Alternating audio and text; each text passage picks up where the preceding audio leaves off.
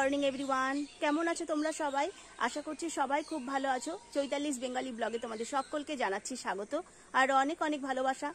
আর তোমাদের সকলকে জানাচ্ছি শুভ নববর্ষ। নতুন এক সকালে তোমাদের সকলকে জানাচ্ছি ওয়েলকাম। আর বড়দের জন্য রইল আমার প্রণাম, আর ছোটদের জন্য রইল আমার অনেক অনেক ভালোবাসা, অনেক শুভকামনা। তো আজকে পয়লা বৈশাখ আর আমাদের বাড়িতেও হবে গণেশ পুজো। তো তার জন্য চলে এসেছি বাগানে ফুল তুলতে। এখনো স্নান হয়নি, ফুলগুলো তুলে নিয়ে গিয়ে তারপরে স্নান করব। তো চলো ভিডিওটা দেখতে থাকো, আশা করছি ভালো লাগবে। আর তোমরা আজকের দিনটাকে কিভাবে কাটাচ্ছ অবশ্যই কমেন্ট বক্সে জানাবে। আর এখন আমি তুলে নিচ্ছি আমাদের ঘরের বাগানের ফুলগুলো। তো এই ফুলগুলো তুলে একবার যাব আমাদের পাশের বাড়ি এক দিদির বাড়ি, ওদের বাড়িতে আমের শখা আনতে যেতে হবে। আর চলে এসেছি পাশের বাড়ি এক দিদিভাইয়ের বাড়িতে, তো আমের শখা নিতে। আর এখানে দিদিভাইদের বাড়িতে অনেক মাধবীলতা ফুল ফুটেছে, তো সেই কয়েকটা মাধবীলতা ফুল নিতে এসেছি। তো দিদিভাইয়ের বাড়িতে রয়েছে গাছ ভর্তি মাধবীলতা ফুল, তো আমি সেই ফুলগুলোকেই তুলতে এসেছি। তো বছরের শুরুটা আমরা ঘরেই সেলিব্রেট করব, বাইরে আর যাব না। তো অনেকে তোমরা আশা করি বাইরে যাবে, মন্দিরে যাবে, তো আমরা আমাদের নতুন বছরটা ঘরেই কাটাবো। আর ফুল তুলে চলে এসেছি যে ঘরে। আর মা বানাচ্ছে এখন গণেশ ঠাকুরের জন্য খইয়ের নাড়ু। গুড়ের পাক প্রথমে পাকটা করে নিচ্ছে, তারপরে এই যে খইয়ে মাখাবে। আর খইটা তো আগের দিনকেই ভাজা হয়ে আছে।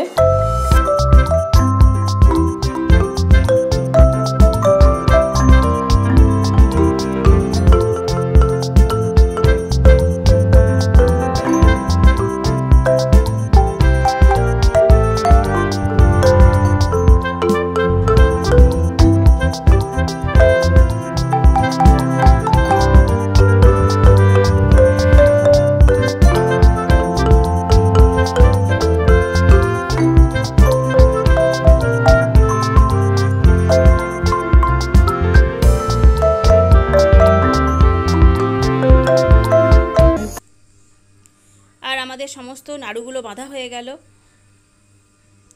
আর মোদক বাড়িতে তৈরি করতে পারিনি, আর বাজারেও পাইনি, তো লাড্ডু কয়েকটা কিনে এনেছি।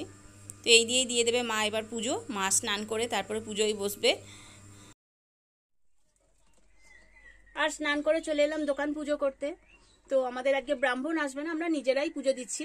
তো চলো দেখাই কিভাবে আমরা জোগাড় করলাম। আর আমাদের পুজোর জোগাড় সমস্ত কিছু হয়ে গেছে, শুধুমাত্র পুজোটাই বাকি আছে, পুজো এখনো হয়নি। মা স্নান করে বসবে, আমি সমস্ত জোগাড়গুলো করে দিলাম। আর আমাদের পুজো হয়ে গেল, গণপতির পুজো। এরপর আমরা সব বাচ্চাগুলোকে প্রসাদ দেব, ওরা বাইরে অপেক্ষা করছে প্রসাদ নেবার জন্য।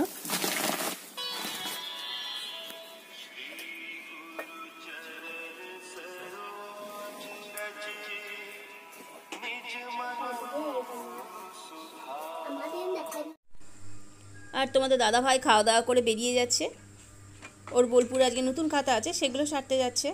আর আমাকে এনে দিয়ে গেল মাটন, তো সেটাই হবে আজকের রান্না। মাটন হবে আর পটল ভাজা, ভাত, সিম্পল আয়োজন। তো অল্প করেই এনেছি, কারণ আমি বেশি মাটন খাই না, আমার প্রেশার খুব বেশি। আর রান্না করব খুবই হালকা মশলা দিয়ে, তেলও আমি খুব কম দিয়েছি। প্রথমে পেঁয়াজটাকে আমি ভেজে নেব, আর মশলা বেটে রেখেছি আদা রসুন পেঁয়াজ। খুব অল্প মশলা দিয়ে আমি বানাই মাটন, আমার মনে হয় হালকা মশলা দিয়ে মাটনের স্বাদটা খুব বেশি হয়। তো এখন আমি পেঁয়াজটা ভালো করে ভেজে নিচ্ছি, আর চিনি দিয়ে দিয়েছি অল্প পরিমাণ তেলের মধ্যে। তো পেঁয়াজটা আমার ভাজা ভাজা হয়ে গেছে, এর মধ্যেই দিয়ে দিলাম আলু। আমি আলুগুলোকে আলাদা করে ভেজে রাখিনি, তো একবারই তেলে ভালো করে কষিয়ে নেব। আর আলুগুলো আমার কষানো হয়ে গেছে, এরপর ঢেলে দিলাম মাটন। আর মাটনে আগে থেকেই লবণ হলুদ মাখানো আছে। এরপর মশলা দিয়ে আমি ভালো করে কষিয়ে নেব।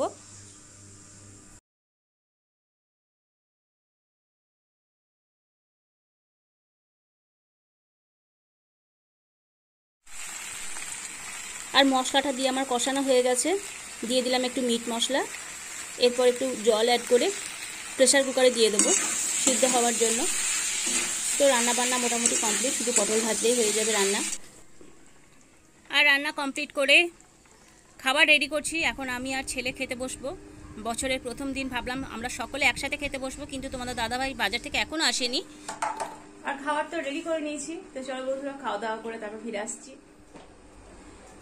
তো পয়লা বৈশাখ মানেই হচ্ছে খাওয়া দাওয়া, তাই বানাচ্ছি এখন আমি বাড়িতে লুচি আর সাদা আলুর তরকারি। এই হচ্ছে বিকালের আইটেম। আর তোমাদের দাদাভাই গেছে বাজারে, বাজার থেকে ও মিষ্টি আর সিঙ্গারা আনতে গেছে। তো চলো তাড়াতাড়ি লুচিগুলো বেলে নিই। আর প্রচন্ড গরম।